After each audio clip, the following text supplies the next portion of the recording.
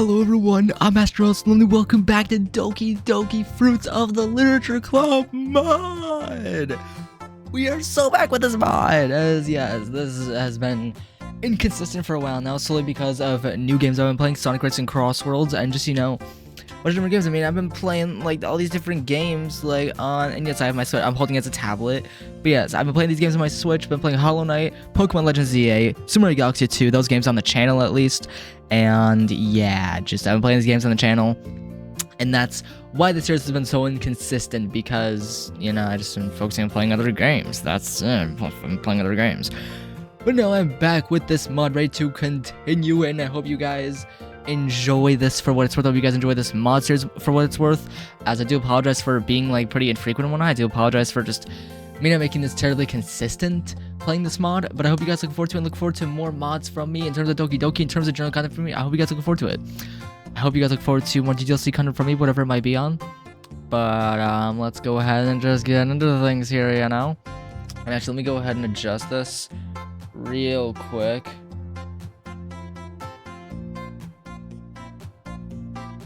Better. I just felt like adjusting the camera a little bit, but there we go. But yeah, ready to get back into this mod. Close the door behind me. I quickly reach into a small black bag I have set next to my bed. Retrieving a small black book and holding it in my hands, I sit onto my bed and rapidly switch through the pages. Reaching a specific page that has neat handwriting in blue ink, I stop and stare at the words inscribed. After a satisfying amount of time, I close the book and place it back into the backpack. Surveying the room, I focus on a black suit cover hung up near the door. Unzipping the cover reveals a very clean and finely pressed black suit. Running my index and middle finger along the seams of the trousers, I check to make sure the suit is pressed correctly. Perfect. And also, before I forget, last episode we continued this mod, and well, we recovered from getting shot at, and well, we were a little bit rude towards our caretaker Julia. We were a bit rude towards Julia, and let's just say we left her in tears. Yeah, let's just say we were not nice towards Julia. We were very rude towards Julia, which I feel bad about. I feel secondhand I feel secondhand rudeness towards, acting like that towards her. Give me 1 second, guys. Alright. Ready to this episode. I just wanted to record. It's finally, you know what? It is a freaking Friday evening. Why not record? I recorded a video earlier on Pokemon Legends ZA, and I was like, you know what? Well, I would just chill and watch some YouTube and chill for the rest of the day. I wanted to record this mod. I'm like, I want to listen to music. This music is so good. Hopefully the mic actually picks that up. It's probably picking it up just fine, but I'm just checking. I know the mic can pick up a lot of sounds. I'm just making sure, because I don't know for sure. Wait. Okay, it's definitely picking that up. And don't worry, I'm not breaking my mic arm or anything. It's just I was just hitting the body of it, so it's not actually bending or anything, so it's fine. It is also metal. I'm pretty sure it's metal. So yeah, it's all good. Not breaking any equipment today. Not breaking any equipment, hopefully, at all anytime soon. I'd hope I don't break any equipment from me raging at a video game. I raged at Hollow Knight Silk Song, and I raged at a different game. I don't remember what game, but I raged at a game, and let's just say I threw my phone, and my phone's just fine. My phone is just fine. No scratches, no nothing. So my phone's all good. But yeah. Yeah. I sometimes fear that I will break my equipment one day. Anyway. Putting on my white dress undershirt, I grab my time prepared to wrap it around my collar. As I do, the door knocks gently, instantly signaling who the person on the other side is. Come in. Natsuki walks in and looks up and down at myself as I continue to wrap the tie around my collar. What do you want? I just want to see what you're up to. You look all... What? You look all gussied up? Who the fuck says that? Someone usually says, ooh, my sister today, I dressed up in a suit. I dressed up in a purple button-down shirt and a suit because I had an event to go to. I had an accounting event to go to, and it was dressed business casual, so I dressed in a suit and everything. I dressed professionally, and my sister noticed, and she was like, oh, you look fancy today. And normally someone says you look fancy or you look good. They typically say you look good if it's a girl who likes you or who's taking interest in you. But typically someone says you look fancy or like you're all dressed up but gussied up. Seriously? No one says that. At least not in my personal experience. Nobody says that. What? She just sorted my formal attire on the bed where my jacket lays neatly. Reply said we have formal plans tonight and I am to be dressed accordingly. Yeah, I don't know. I kind of don't want to go. I'd much rather just relax here tonight. But that said someone important is going to be at the gala and I should meet him. Yeah, one of the Japanese Prime Minister's aides is going to be there. I know, I'm not really that intrigued by it. Really? Rubbing my tie around itself, I begin to knot it, but Natsuki reaches up and grabs hold of my tie before I could. I just happen to be more interested in someone else. An electric feeling shoots up my back, but it isn't a bad feeling that would normally make me recoil.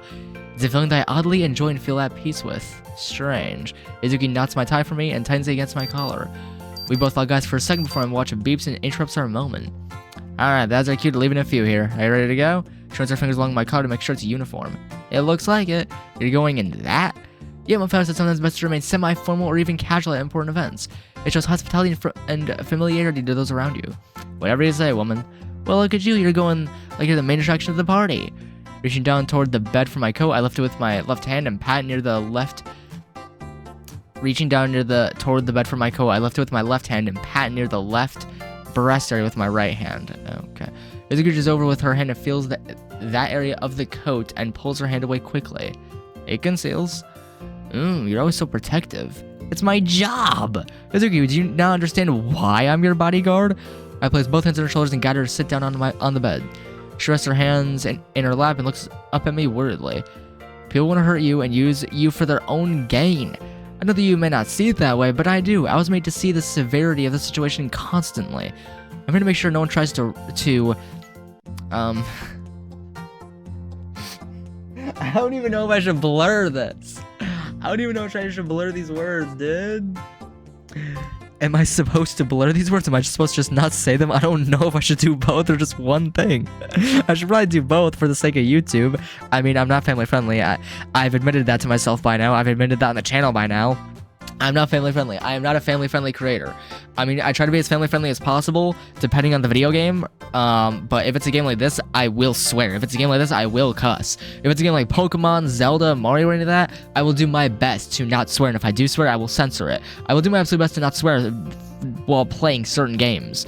But if I'm gonna make sure no one tries to murder or abduct you, Natsuki. I'm not gonna say that one word because I don't trust YouTube. I don't trust. I got a copyright restriction on one of these Doki Doki episodes, and I'm moving to take it off of that video. It's not a restriction. It's not a copyright restriction as in like no monetization or anything like that. I'm not even monetized on YouTube. It's just a thing that pops up like, oh, this music played gets copyrighted.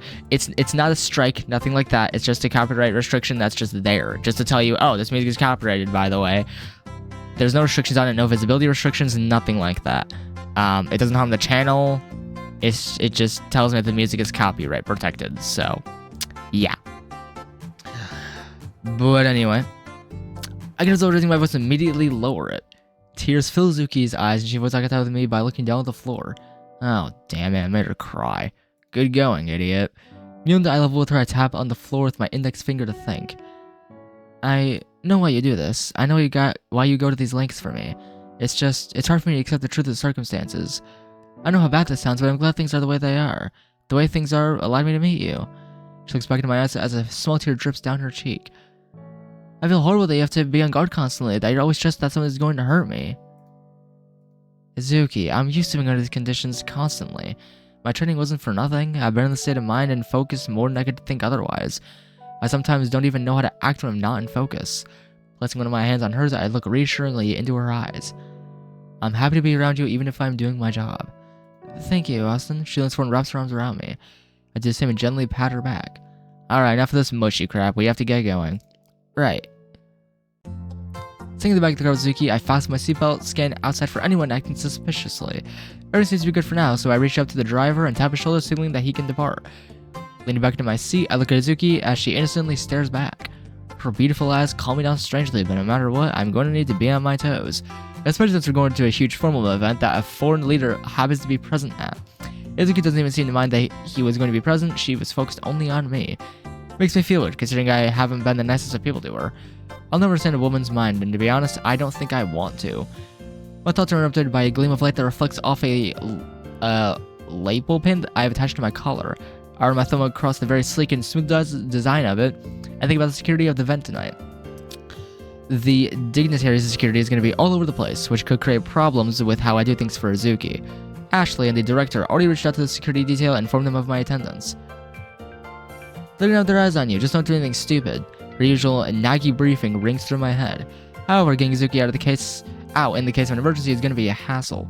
Even if anything were to happen, it isn't like I could get involved anyway. At the agency, we have a specific guideline we have to follow during our assignments, the non-interference doctrine. An agent may not interfere in a locality's general operations. This can be legislative, executive, and judicial affairs. Basically, if something happens in a country, province, state, prefecture, etc., unless I'm told to act on it, I have to let the government handle it on its own. I can just walk into a police facility and order them around. It could cause complications for them and my branch leadership. The car slows and turns onto the side road toward our destined location. Natsuki taps away on her phone, completely oblivious to the logistics going on around her. The driver's following on a lead car we have set up. The lead car is following a set path by Azuki's father, and a little ahead of us is the preparatory team for the Prime Minister's aid. Every single move we make has been calculated days beforehand. But to someone like her, who just lives her life day to day like a normal person, she won't notice things like this. And I would maybe, very big maybe. Never mind, she's just on the way to a party so she can meet people and have fun.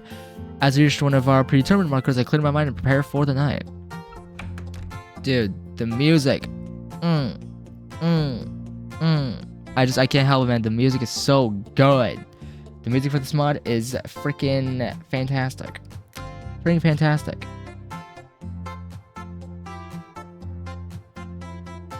One second, guys.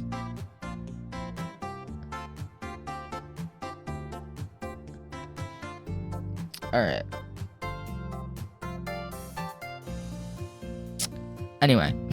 Clearance. A very tall and very built man stands in the suit guarding the stairwell. I reach into my coat pocket and retrieve my ID. Holding out to him, he silently inspects it and then gestures for me to go up. Thank you. Don't mention it, sir. Proceeding past the man and up the dark stairwell, I head toward the rooftop. The party's been going very well for the night. Everyone seems to be having a nice time. No issues, no cause for love, no overly drunk people getting too ambitious. Everything is going fine. The soft talk of my feet against the concrete staircase reminds me of where exactly I am. But I don't let that bother me. I have a goal in mind, and that is on the roof. The cool Pacific breeze brushes against the rooftop and brings a new and clean air about it all. Scanning the rooftop, I catch a glimpse of what I'm looking for. Ensuring my tie and ensuring I look presentable, I walk across the rooftop. As I approach the bench she sits, Azuki looks up and into my eyes. Oh, hey. I sit next to her on a small bench that overlooks a very scenic, seascape? Seascape. Okay. Azuki's hands are placed neatly in her lap. She twirls with her fingers as I lean back. Need to go away for a bit, huh? Yeah, I want a little bit of peace and quiet. I'll stay quiet then. Nah, you silly, I could listen to you for hours on end. Be careful what you wish for, Azuki. Why, because it might just come true?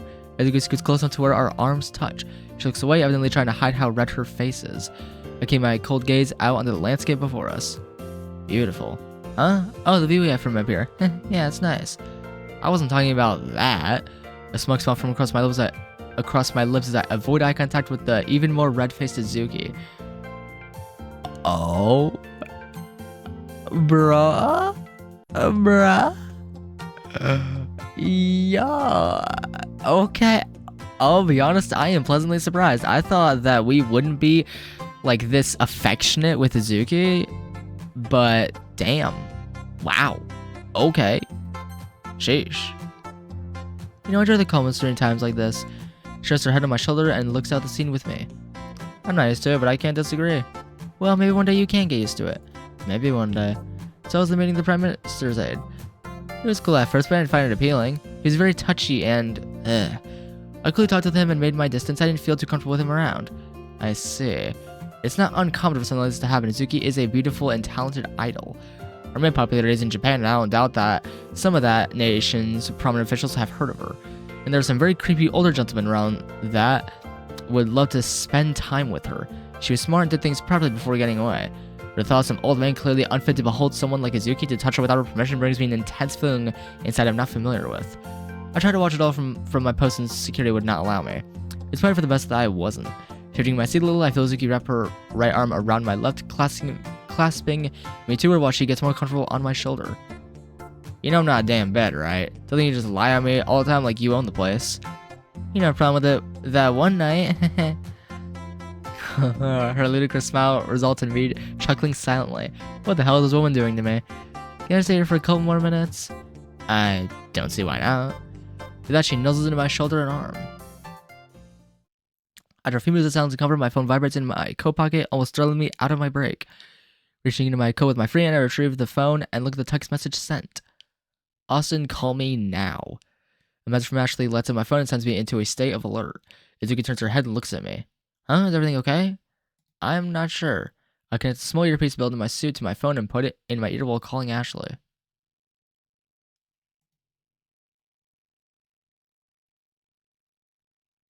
What's happening? What's happening? Is everything okay? The sound of the phone answering on the other end prompts me to answer. What is it? That event you're at with Natsuki. Where are you in the building? We're on the rooftop. Addie's tone of voice instantly causing me to sit up straight and start looking around. Field operators just called in a threat made to the Prime Minister's aid. We're unsure of the scope of the threat, but since you have a designee there under contract, be prepared. Have you evaluated the threat? We're currently in the middle of it. Unknown force, strength, and means. Be prepared for anything. Do you understand me, Agent? Yes, ma'am. Oh, and if you need to, ma'am, get involved. I understand. Army on standby. You're an agent in comms, right? Of course. Let me know if you hear anything. Let me know if you see anything. I press a small button hidden on a specific part of my sleeve, which mutes the line. What's going on? A threat was reported against the big guy downstairs. I've been ordered to keep my eyes open and be prepared if anything goes down. What? I remove Zuki from my room and stand up from the bench. Stay down and out of the line of sight from any surrounding windows. Azuki's eyes emanate concern while she does as she's told. She quickly jogs toward a small wall that would block her from being seen by any windows in the area. Approaching the ledge, I peer down toward the ground of the street for any disturbances. Nothing. Turning on my heel, I duck to the opposite ledge south of me and look down it as well. A moderately dark alleyway runs across the side of the building. A few people stand around in it chatting. The other two sides of the building run along with businesses, so those aren't a concern unless there's a sniper, which I've been scouting out every window I get the chance to.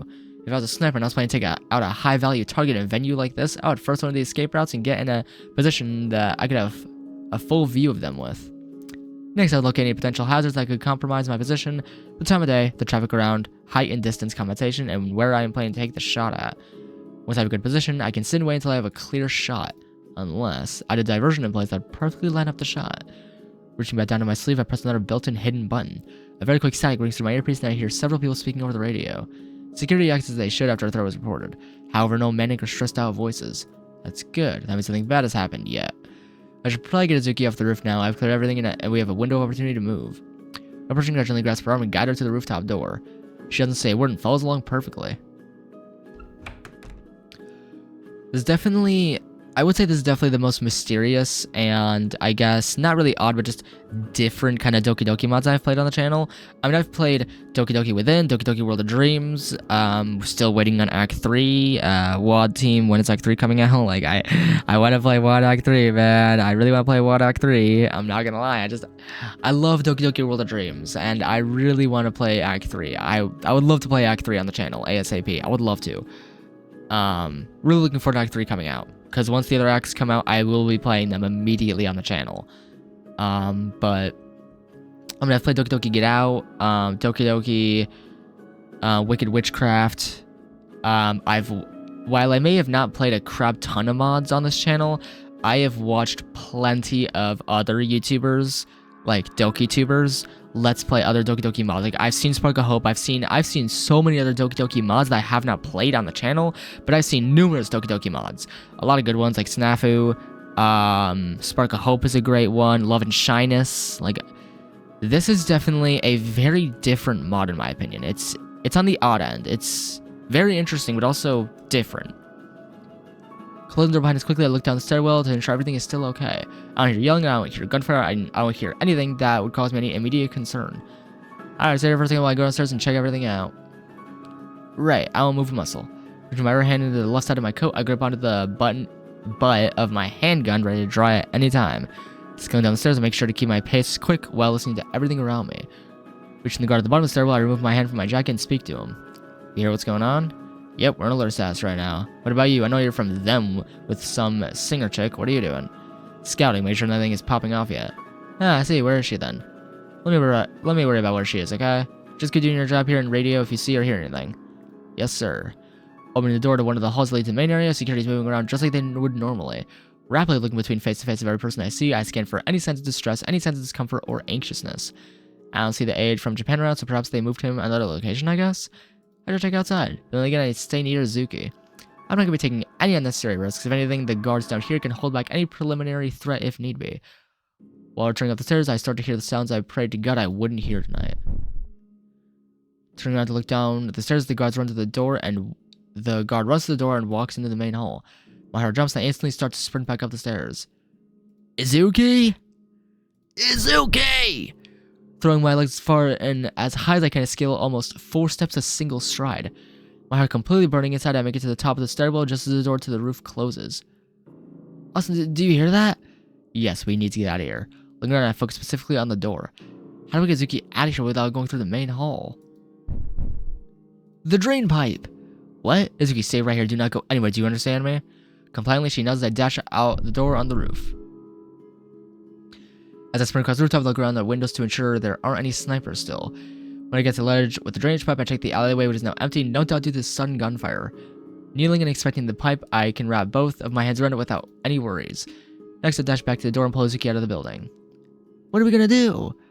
Climb onto my back, wrap your arms and legs around me. Are you sure? Yes, hurry the hell up. She yells as she climbs onto my back and wraps her arms and legs around me. The extra weight throws me off, but it's not like I have any other choice.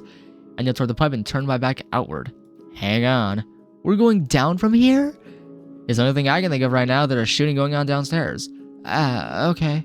Taking a deep breath, I grab onto the pipe and lower myself off the ledge. Izuki instinctively tightens her grip.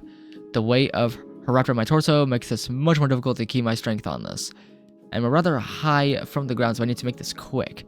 Quickly letting go with my right hand, I slide it down the pipe further and then grip onto it.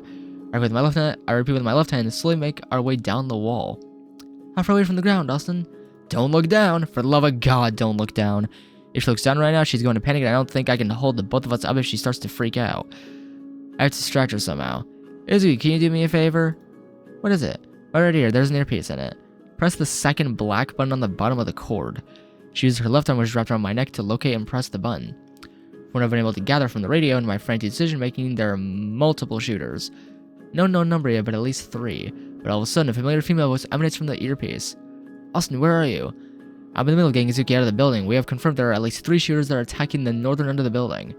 Understood. We're working on coordinating with security to mitigate and eliminate the threat immediately. I've contacted Izuki's father, and he is safe. He got out through a staff-only door on the eastern side of the building. Where exactly are you? Southern end of the building. I'm carrying Izuki down from the drainage pipe since we were right next to the entrance the shooters are at. You're what? You know what? Fine. Listen, get to the emergency car we said earlier and get the hell out of there.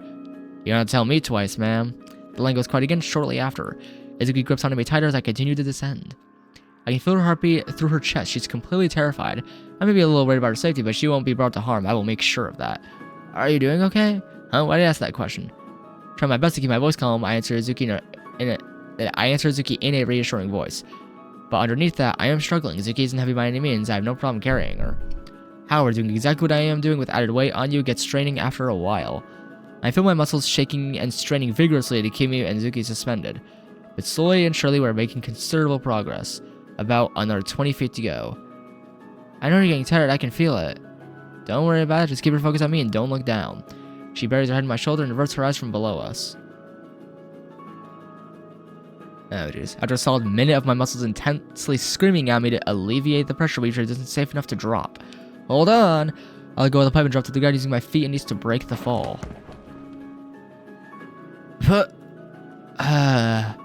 I rest my hand against the ground as support while I take a second to breathe. Izuki has off my back and crouches next to me. We have to get out of here. Take my hand. I can help you up. She offers her hand to me, but I slap it away. I'm fine. Standing back up, I ignore the ache that comes from my left shin and start to navigate the alleyway with Izuki. There should be a car rolls up ahead of us, blocking our exit from the alleyway. Reaching into my jacket and gripping onto my handgun, I prepare for the worst. The window rolls down. Izuki's father shouts us to get in. Both of us sprint to the car and get in the back. Thank God her dad was there. As the car speeds down the narrow roadway, I look over at Natsuki one more time and try to make eye contact with her, but fail in doing so. She keeps her hands clasped together on her lap and avoids eye contact with everyone in the car. When we get home, she'll be safe, I promise. Wait a second. Something outside my window catches my eye. When I turn my head to look, my eyes widen, and I immediately shout to everyone in the car, "Everyone brace!" Grabbing onto a handle installed to the roof of the car, I reach over and grab Natsuki, keeping her secured in her seat.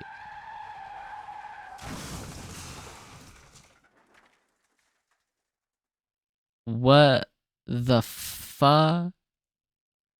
Austin? Okay, this is Monika now. Austin? Austin! Huh? What? You're spacing out pretty hard there. Wait. You're spacing out pretty hard there, aren't you? Yeah, sorry. No, don't apologize. Monika looks at me with a forlorn smile on her face. It's pretty obvious what I'm thinking, and she's trying to be supportive. Ever since I told Monika about Natsuki, she's been noticing me spacing out a lot more lately. Something's just bringing me back to everything that happened. God damn it, I wish I could just forget it all. Don't tell me that car crash resulted in Izuki dying. Did it? Did it result in that? But I'll never be able to forget her. Shaking my head, I try to clear my thoughts and return to reality. You're thinking about that girl again, aren't you? Yes, I keep telling myself I need to forget that part of my life. Just leave it behind me and continue moving forward with what I have now. But you can't find the strength in your heart to let it go? No, I can't. But it doesn't matter if I just want to forget it. I have other more important things I have to focus on now. As I said, I have to continue moving forward with what I have now. Looking Monika in the eyes, I reach over and place my hand on her shoulder. I have you now, and I promise I won't let anything happen to you. Monika blushes a little and places her hand on top of mine. I know I may not be some super popular singer and dancer, but I'm always here for you when you need it. Don't compare yourself to others, Monika. You're too special of a woman to allow herself to be compared. Do you really mean that? Why wouldn't I? Well, thank you, that means a lot to me. Don't mention it, Monika. Monika smiles ecstatically, like my words have brought her great comfort. I wonder what Ashley would think about her. She probably says something along the lines of, you sure can pick him out. You sure can pick him, can't you, kid? Then she'd find some way to gossip about me to Monika and probably put me into an awkward situation that would leave me uncomfortable. She always did that to me, and I oddly miss it. Wait a minute, I just got a great idea. Monika needs to get away from here while we plan on how to deal with the problem at hand. Now I'm meaning to visit a special place for some time now. I think now is the time. Monika, I want you to come with me somewhere. Huh? Where are we going? It isn't safe for us to be around this area too long. Whoever's trying to kill you will eventually find out that we live here. So we need to go somewhere else for a while, okay? I don't know, Austin. The idea of leaving everything behind really doesn't sit well with me. Everything is happening too fast, and I don't want to lose my place here. You won't, but for now, it is smart that we leave this area and figure out a plan. I promise you, we will come back. Monika sits on the couch next to me and visibly ponders to herself. A decision like this would need to be considered with great thought. But it isn't like we have any other choice right now. Alright, I trust you. Alright, give me a minute so I can organize transportation for us. Right. Placing my hands on my knees, I stand up and reach in my pocket for my commissioned phone. Opening it up and accessing my contacts list, I scroll past Julia and immediately feel empty inside. Pausing halfway down the list, I scroll back up and press call. But unfortunately, Julia doesn't answer her phone. It just immediately directs to voicemail. When I'm prompted to send a voicemail, I try to leave a hopeful message. Julia, it's me. Please call me when you can. I want to talk to you about what I said. Pressing end, Monika and I exchange looks of understanding. Since Julia is ghosting me, I am gonna have to resort to another method of transportation. And I am not going to be risking Monika's life by taking public transportation like a taxi or train. I'll just have to use the resources the agency gives me. Finally reaching the bottom of my contacts list, I select a familiar name and press call. What's the familiar name? As the vehicle cruises down the highway, Monika watches the landscape change from the city to the country. By request, she sits shotgun. It's so pretty out here. I've never been out of the city before. Only a few times, but because my dad's work and school, I had to be in the city constantly. Which makes the times I leave the city super awe-inspiring. I see it normally, not anything special. Why is that? I grew up in a more secluded area than you'd expect, so I was around this a lot more than the majority of people. Oh, I see, I wouldn't have expected that. I tend to surprise more often than not. That's part of the reason I like you. I choked a swallow while watching the trees pass. So, Monika, is it? Yes. I have just one question for you. How'd you manage to get this hermit to open up to you? Oh, Austin? Persistence and determination, I guess. He turns to look at me with a smug smile. Don't you start getting cocky, old man. Hey, you called me for help. I'm allowed to relish in some irony. I can't believe you just said that. I told Jeff the entire situation with Monika and he commented on how similar it was to Izuki. So for him to say something like that instantly sends me into a sour mood. But judging from my facial expression, he removes his gaze from mine and waves his hand in regret. I return a middle finger. So, Monika, tell me about yourself. As both Jeff and Monika talk back and forth, I grab my phone to check for anything from Julia. Nothing. I feel horrible for what I said to her. I know I'm in the middle of something much bigger than mere feelings, but Julia was always there for me when I needed her. Everything I said to her was pure frustration. None of it was true. Whatever, I'll shake this feeling eventually. Once Julia gets back in contact with me, I will make amends. Alas, the long drive is finally at an end. Jeff's vehicle pulls into a dirt lot that has a small trail leading past a brush line. I get out of the car first and help Monika out afterward. When Jeff steps out, he makes eye contact with me, and I nod at him to follow us. Pushing past the brush and continuing on the trail, we reach a very familiar place I have been to many times. This is the lake that Ashley loved to spend time at. She took me here a lot when I was younger, and it was because she loved being here that I eventually grew fond of it as well. Now it just symbolizes the bond that she and I once had. Now she's gone, the lake is a much different place. A place of reflection of everything I've done, everything I've moved past, and everything that she helped me through. Jeff hangs back at the brush while Monika and I traverse the wooden deck that borders the lake. Wow, it's so beautiful. It's a great place to think and relax. This is a place you and Ashley went to a lot. Yep, this is one of her favorite places to be. We reach a small section on the edge of the lake bordered by foliage and flowers. It resembles a symbol of beauty and peace in this world. This lake, in essence, is a veritable Garden of Eden. And Monika looks around in awe, and I can tell she hasn't ever experienced a place such as this before. I've got to a bar somewhere that I find very special to me. So, Monika. Yeah? I brought here because it's away from the city and we can have some peace for a bit. But I also want to pay respect to the woman who raised me. Oh, I understand. I don't know much about her since you're so secretive, but I bet she was a great woman. She really was. I look up into the sky at the clouds like I used to many years ago. She was far from perfect, but she did everything in her power to make me smile and make me happy. It was her who decided to take me in while I was at the hardest point of my life. She taught me more than I needed to survive in this world. In fact, it was her that inspired me to pick myself up from the ground and keep going. You never told me, how's it that you and Ashley met?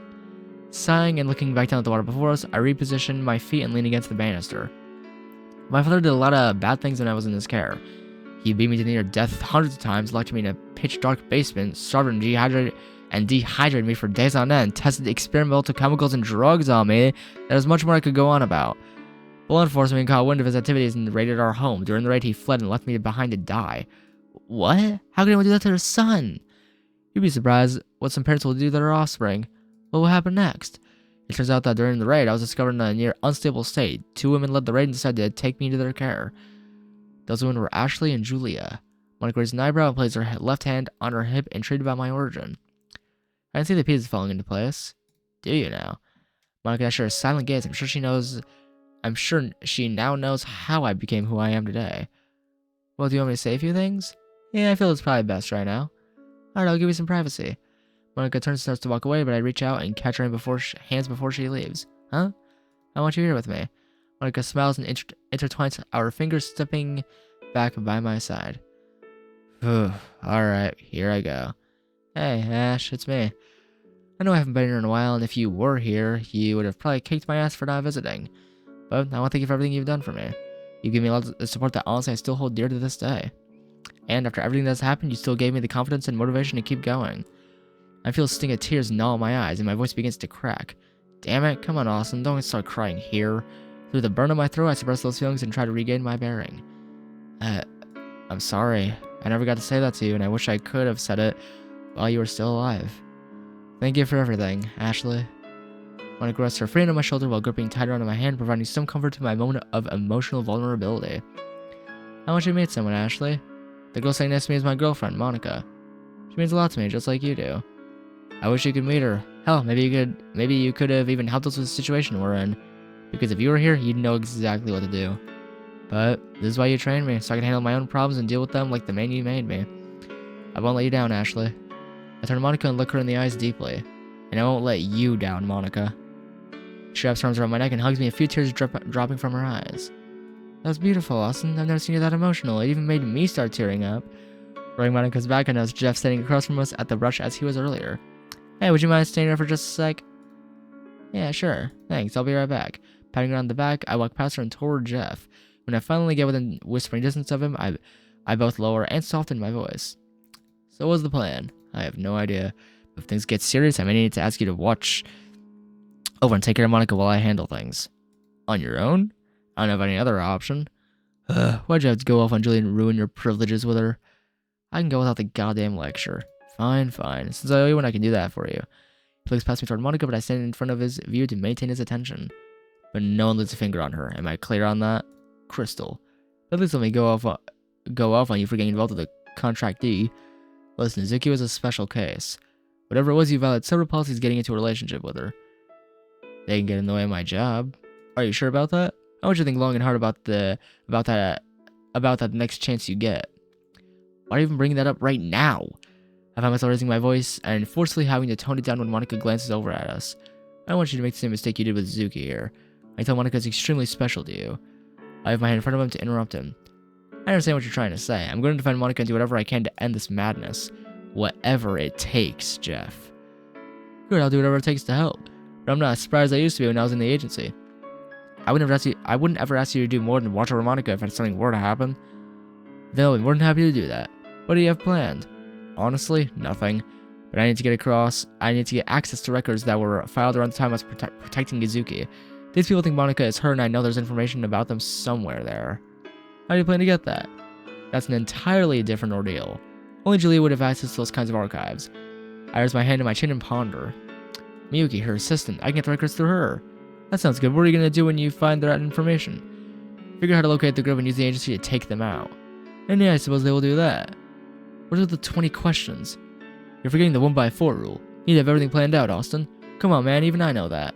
Alright, smartass. How about you tell me what you would do in this situation? Jeff stares blankly back at me, unresponsive. Exactly. Hear me out on this. I gesture and move around my hands as I talk. If I can figure out who is in charge of this group, or at least figure out where they were quartered at, the agency can lead a raid on them. They attacked an asset that was under our protection. I know for a fact that if Ashley was still alive, she would personally have led an attempt to bring down whoever was in charge of the attack. You have an excellent point there. But are you even sure the effects of the protection are active? Oh yes, no matter how soon or long ago it was still a direct attack on an agency asset. Maybe better find out who's responsible for this then, fast. You don't have to tell me twice. All we do right now is wait. I will contact Miyuki myself and get the information out of her. Got it. For now, I'm going to at least relax for a bit here with Monika and continue fortifying my plan. I understand. Listen, I gotta get back home. Are you two going to be okay here? Yes, I think so, dear. Alright, call me when you need me. Jeff turns around and walks back through the brush line, disappearing from my line of sight. When I turn around, I see Monika leaning against the banister of the lake, enjoying the scenery. She looks absolutely beautiful. The picturesque view I have from here, I could watch forever. If only I didn't have the disdain I do now. I brought Monika here because of what I was going on. I never wanted it to become like this. I would have preferred to bring her here on much happier circumstances. That's why I feel I am not worthy of a sight like this. Monika looks over and notices me looking at her. She smiles and waves me over. All done with your conversation? Yeah, sorry about that. Don't apologize. What else did you have planned for us? For now, we can just relax for a bit. I feel it's something we both need at this point. I agree. Come on, now somewhere we can go. Following a wooded path that directs us away from the lake, I think Monika to a small clearing just like Ashley brought me to years before. When we reach the full clearing, I walk Monika out to the middle of it. So, Monika, yeah? Do you know how to defend yourself? You mean like fighting-wise? Correct. Not really, no. Alright, you are going to begin learning today. Okay. Huh? I'm gonna teach you everything I know about personal self-defense. Oh, okay. Let's start with what you already know. I barely know anything about it. Do you know how to make a fist? Of course I do. There's your starting point. Show me a fist. Monika curls her dominant hand right into a fist. However, she places her thumb within her grip, which is a terrible thing to do. Oh god. Alright, so at least that is something. Monika looks at me quizzically. Your thumb placement is erroneous. I don't even know how you pronounce erroneous. Erroneous? I don't know how you pronounce that word. I've never seen that word out. To be honest, I've never seen that word in my life. So, instead of closing your thumb in your fist, have your thumb outside your fist, curled along your fingers. Like this? Perfect. The reason this is the right fist is that if you happen to punch something hard while your thumb is inside of the grip, you will lose your thumb. I see. Alright, now that you have a proper fist, I want you to swing at me. What? Are you sure? You're not gonna hit me, I promise you. Okay. Monika readies her fist and then throws it at me. Ah! Reaching up to my nose, I feel a small bead of blood drip down to my lip. You have to learn how to dodge, kid. I'm trying, you're too fast. Stop making excuses, your enemies won't stop to listen to you like I am. And even then, as she almost instantly raises another swing and makes contact with the side of my face. It feels like I'm being hit by a cinder block. God damn it. God damn it. How have I not broken anything yet? Thinking that she's gonna swing again without even telling me, I force my eyes open and dash to the side. Her wrist barely misses my face. Good job, you finally dodged something for once. You're so fast. You'll be too one day. Remember, you're still extremely young, but you have to learn how to dodge anything your opponent is going to throw at you. She kneels to eye level with me and wipes the blood off of my face. Anticipate any of the future moves I'm going to do. If you can actually depict something like that, you'll be able to counter it and get the upper hand. Right. I try to catch my breath desperately. Ashley's been trying to teach me how to fight and counter attacks. But this damn woman is swift, too fast for you to expect her to be. She grabs hold of my collar and throws me behind her into the air. We're not finished yet, Austin. Damn, that actually hurt. What did you expect, woman? You want an actual fight. I showed the side of her chin. I predicted the right hook she was going to execute, and I managed to slam my fist into her face. Dusting myself up, I stared at Ashley as she prepares to continue our spar. I'm extremely proud that after all of our training, you're becoming a pretty formidable opponent. It's been a long year. Yeah, when we started, you couldn't even dodge a single one of my punches. Now you can every single one. I feel like it's starting to piss me off. Well then, come on, I'm ready for you. Reaching my arm, I make a coming motion with my hand. Oh! She smirks and starts walking toward me. The orange glow from the sunset illuminates the field in a way that makes Monika appear even more beautiful. Wait, so we haven't seen Julia or Ashley, like, their models. We haven't actually, like, seen them, right? Or have we? I don't even remember now. I'm pretty sure we haven't seen Ashley's model at all, like her character model. I kind of wish we did. I've been teaching her the basics of self-defense over the last few hours, and she's been keeping up with it pretty well, too. I've been letting her swing at me to get into a good form and to get the feel of how she can expend her energy. However, Monika keeps checking on my side periodically. Doing so is closed and the surface has healed, but there is still a very prominent ache that is making itself known. The reasonable pauses both. Monika's hair flutters to the side behind her. You ready for one final test? Of course. I want you to actually try and fight me now. What? Are you sure? If you can successfully land a punch on me, you will pass the test. Alright, I'll give it my best shot. I'm also going to be throwing in a wild card. Monika looks back at me. I am gonna try to grab you and carry you away. I see, why exactly would I want to fight that? Monika giggles to herself as she winks. I'm sorry. I'll be serious. So will I. I stand up straight and slowly walk toward her. Monika balls her hands in fists and raises them into the proper form I taught her. All of a sudden, I start to run her, startling her and causing her to jump. I grab onto her left wrist and dodge a swing from her right hand. Ducking down and dashing to the left, I dodge yet another swing. Monika moves her hips in a strange way that catches my attention. Suddenly, I see her knee dart straight from my face. I let go of her wrist to catch her knee and lift her. What? Catching her off guard, I lift her entire body by her leg and try to throw her over my shoulder. After getting her over my shoulder, I try to run away, but she barrages my back with a flurry of punches. Finally getting the chance to start running, I throw my legs out as far as I can to simulate what someone who was taking Monika would do. But she turns to the side and kicks her knee into my face. Some blow to my head stuns me, causing me to let Monika go and fall to the ground. I turn around to face her, and from the ground she stares back up at me. Damn, girl, you did great. Did I? She breathes heavily, trying to catch her breath. You got a damn good knee in. Stun me for a second there. That would have given you enough time to get up and run away. Sorry for hurt you or anything. Are you kidding me? I reach my hand down to Monika, offering to help her up. She smiles and takes my hand into hers. Instead of pulling her up with me, she pulls me down on top of her, winking as I fall. Placing my hands in front of me, I lay on top of Monika and look her in the eyes. Whoops. I roll aside and lie down next to Monika in the grass. The sky above was making for a very nice ambiance. Monika turns around to face me, her smile never fading. Thank you for spending some quality time like this with me. Well, back in the city, we wouldn't have this opportunity to. But I wouldn't mind spending time like this every day with you. I wouldn't mind either. Taking the initiative, I hold Monika's hand as the sky begins to turn dark. Wow, look at all those stars. You can see so many now that we're out of the city. It's because the lights of the city kind of obstruct the number of stars we can see. And now that those lights are gone, we can see the stars unrestricted. I love it. Beautiful. Huh? Oh, the sky. Of course it is. I wasn't talking about that. I avoid eye contact with Monika and keep staring up. She giggles and squeezes my hand tighter. Aww, he did the same thing with Azuki. So he repeated the same line with Azuki. Man, that's a neat kind of like full circle kind of moment. I know the reasons we are here aren't good, but I wouldn't have wanted to come back here with anyone else but you. Well, I'm glad to be here with you, Austin. Over these months we've known each other, things have been chaotic, but I agree with you. I wouldn't have spent this time with anyone else but you. Monika's words come from my stressed heart and mind. For once in a very long time, I can breathe and let myself decompress. And I'm sure this is relaxing for Monika as well, despite the constant fear for her life. I just have one question. Shoot. I lift myself with both my forearms and look at her. Where are we going to stay out here? Jeff left earlier, didn't he? Yes, he did, but I already have that covered. Oh? Don't worry right now. If anything, I want you to just relax and enjoy your time right now. As long as you're with me, I will always enjoy my time, and I mean that too. Thank you, Monika. Please, don't thank me. You've done so much for me that frankly I don't think anyone else would even think of. After all, you did take a bullet for me. A lot of people can say that they would. Almost none of them would actually bite the bullet per se. I should be thanking you, Austin. Monika leans over and kisses my cheek. My face immediately feels hot and I get the immediate embarrassing urge to look away. But I keep looking at the woman in front of me. The woman who calms the raging inferno inside is my soul and replaces it with a burning desire to give her whatever I can to make her happy. However, in her eyes, I can see that sleep is creeping up on her. We should probably get going so she can rest. Getting back to my feet, I held Monika up to hers. We're getting up already? Yeah, we're both tired and could use some rest. Alright. After surveying the area for a familiar landmark, I find a small trail that Monika and I follow to our destination. We reach a lone cabin along the trail, sends a shiver up my spine. Grabbing one of my keys, I unlock the door to the cabin and find that it's still the same way as it was left all that time ago.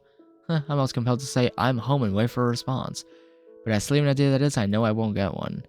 What is this place? Monika walks through the door and looks around curiously. This was Ashley's cabin. It's still here? Yep, Julie maintains it for us since I don't get the opportunity to head out here anymore. Seems like she is doing a good job at it. The cabin is rather small, but that never bothered Ashley or Julia. Ashley was minimalist, she didn't require much stuff to make her happy, but when she did have something, she made sure it was quality. Take the cabin for example, it was a lot of foreign influences put into the layout, but you can see that it was once lived in by someone who cared for it. Having not been in here quite some time makes me feel extremely odd. It just isn't the same without her here. Besides the various pictures that are still hung up on the walls, I find myself subconsciously looking around and hoping to see the woman who raised me. With my abysmal reflections generated by Monika placing her hand on my shoulder. Hey, you doing alright? You're extremely quiet. Yeah, I'm fine. It's just that I haven't been here in such a long time. It takes some adjustment. I understand. Is there anything I can do to help you with that? Nah, don't worry about it. I'll be alright. Monika nods her head and sits down on a pillow set for the floor. Oh god, I remember this. Smirking as I almost hear her voice in my head, I sit down next to Monika. So, you lived out here? Yep, this is where I was raised for the most part. You're so lucky, if you could even call it that. But I guess it's something that not many people have had the privilege to grow up at. To be completely honest with you, I didn't pay much attention to that at the time. I was constantly focusing or working on something else that Ashley and Julie were working with me on. I see. Monika tries to fight a yawn after saying that, but fails horribly to do so. After she looks so embarrassing, god damn it, I yawned. Sorry about that. Am I that boring? No. You don't need to lie. You're horrible. Monika gently pushes me to the side while giggling. I'm just tired. Well, why don't we get some rest then? I would love that. Patting my hands against the ground, I stand up and walk over to a side closet. Opening the door reveals a bunch of packed away stuff, including what I'm looking for. As much as that contains linens and pillows. Grabbing a sheet, a blanket, and 2 pillows, I walk across the room to an empty mattress. I make the bed while thinking to myself how the sleeping regimen is going to be. The bed is pretty small, so if Monika and I decided to sleep in the bed together, we would be closely confined. I don't want to make her feel uncomfortable or anything like that, so it might be best if I offer her the bed to sleep elsewhere. Plus, it won't be easy for me to fall asleep tonight. The majority of my night will probably be sitting outside thinking. After making the bed, I turn to Monika and gesture toward it. You're afraid out of the bed? Oh, myself? Are you sure? Yeah, the bed looks too small for the both of us anyway. Well, aren't you a gentleman letting the girl out of the bed? She gets back to her feet and walks across the room to the bed. Sitting down, she runs her hand along with the blanket. I think both of us could fit. Oh, I knew she was gonna do this. The wink too, the wink. I guess you could say I played the situation out to result like this. But I genuinely didn't want to make Monika feel uncomfortable by assuming we would sleep in the same bed together so closely. If that's what you want, like, how am I gonna deny that? Sharing a bed with a pretty girl? I'm all for it. Well, if that pretty girl is me, Monika winks at me, internally sending me into a fluttering haze. Well, who else would it be? You seem to be one of the only people who can talk to me normally. Monika doesn't respond and just smiles at me. She winks while she puts her hand on my shoulder. I guess I'm lucky then. She lifts the link from the bed and climbs underneath it. Fighting the urge to walk away, Monika stares up at me and invites me to the bed with her eyes. Finally giving in to my exhaustion and her invitation, I get in bed. While I lay my head on the pillow and face Monika, her emerald eyes look back at me. Her smile paired with the warmth of her body and the blanket makes me instantly calmed.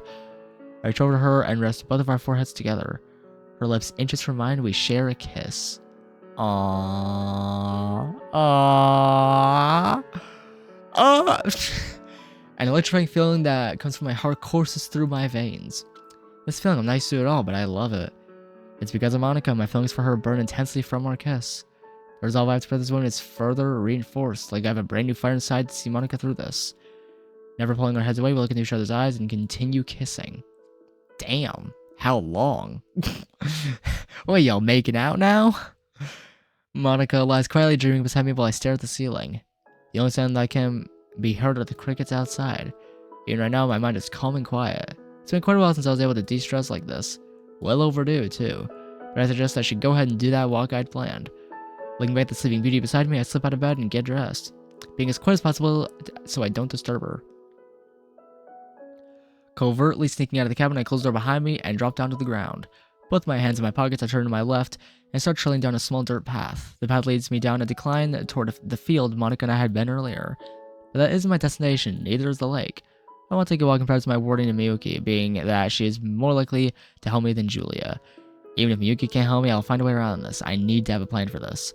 And I don't doubt that I will have one soon. Ever since I was broken and rebuilt at Oceanside, one of my main priorities for any task or assignment excuse me, is a plan and a backup plan. Although it isn't easy to devise either when you're at a severe disadvantage such as this. But I would best under pressure anyway.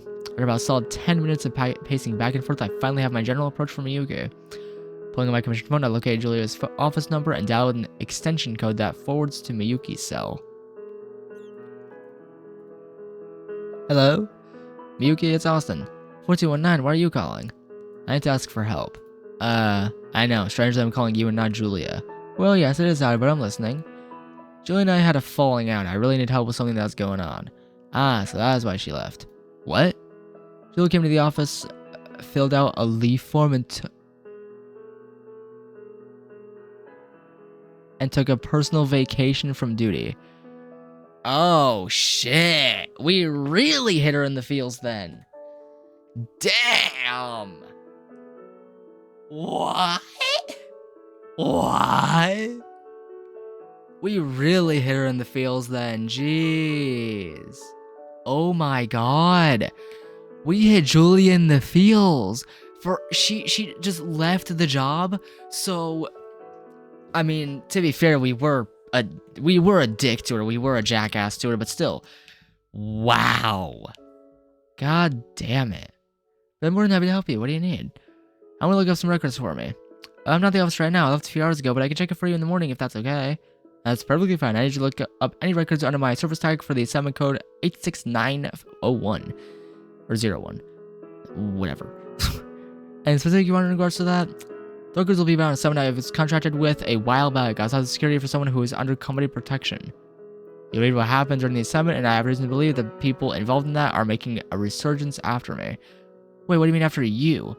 I can explain everything easier in person after you locate the records. I just need to know anything that can help me locate the identity of the attackers. This would be a gross misuse of agency resources. Are you absolutely sure you need this? Yes, Miyuki, it's critical. Julie would provide me them if she was there. Miyuki remains silent. I can tell she's deliberating about it. I mean, to be asked about something she would have almost no information about, I would ask questions too. She clears her throat and begins talking to me through the handset. I can do that for you. Do you want me to call you when I have something? Yes, please. Alright, I'll talk to you when I have details. You have a good night, 4219. You too, Miyuki. The line goes dead. Alright, now that is done. The weight's been lifted from my shoulders. Now I just have to focus on being prepared for the worst while I hope for the best. Because in all honesty, I'm fairly certain that the worst is the most realistic outcome at this point. At least Monika's here and safe with me. If needed, Jeff is willing to watch over her too. So she's gonna be looked after quite carefully until this is over. That was in my mind it is to some degree. Putting the phone back in my pocket, I turn around and start to walk back to the cabin. When I approach the door, I quietly open it and shulk inside. As I close it, Monika sits up from the bed and sleepily rubs her eyes. Austin? Let's be. Ugh. Let's be. Hey, sorry, I didn't mean to wake you up. Oh, you're okay. What were you up to? I went on a walk. I see, did you like it? It helped, yeah. That's good. Are you gonna come to bed now? Of course. Monika reaches her hand out and offers it to me. I walk over, accept it, and lie back down. Falling asleep with Monika right next to me gives my soul a calming reassurance to sleep. The last thing I remember before losing consciousness were her eyes. Aww. Aww. So cute. Oh. I don't like that. I don't like that at all. Okay. Take out how many magazines I have on me. Okay. Okay. Unzipping the metallic zipper and grabbing several instruments and parts for my weapon modifications. Okay, wait for the cue. Brick wall in front of me is where I've been briefed on, and my targets are roaming through here. Laying strikes out in the distance and using with my watch beeping. Turn the corner of the wall, I crouch run along the brush line, making sure to stay as close to the brush and the ground as possible. Jumping between tree to tree, I notice the tracks in the ground of my targets. Kneeling to the softened, almost muddy ground, I examine the tracks. 4 individuals, most likely men to the foot width, all wearing identical chartered boots. They're moving north along the path. Okay. Multiple people conversing, creeping closer and closer, keeping my hands wrapped around my handgun, finger still off the trigger. Lightning strikes again and allows me to see the group of people I have been tailing. They all wear what looks to be navy blue digital disruptive pattern combat uniforms. All match the idea was given. I'm guessing this is us dreaming. I'm guessing this is a dream of ours. I'm imagining, at least. Then just divert away. Okay. Damn. Putting one around each of their backs, I dive behind a rock for cover. What the hell? 2 of the men fall to the ground, one drops to his knees, and the other turns around, almost doubling over. I don't think they saw me. Good. Peeking barely from the top of the rock, a muzzle flash shines in my vision. A small part of the rock shatters in my face. Shit. I'll kill you, you piece of shit. Taking a few deep breaths, I roll myself over the rock and continue firing. He drops dead to the ground. The other who had fallen to his knees looks at me before I put one final bullet into his skull. Brutal. Jesus. Ouch. What? Strange. Rolling the corpse over, I take a look at the face and instantly feel a shock.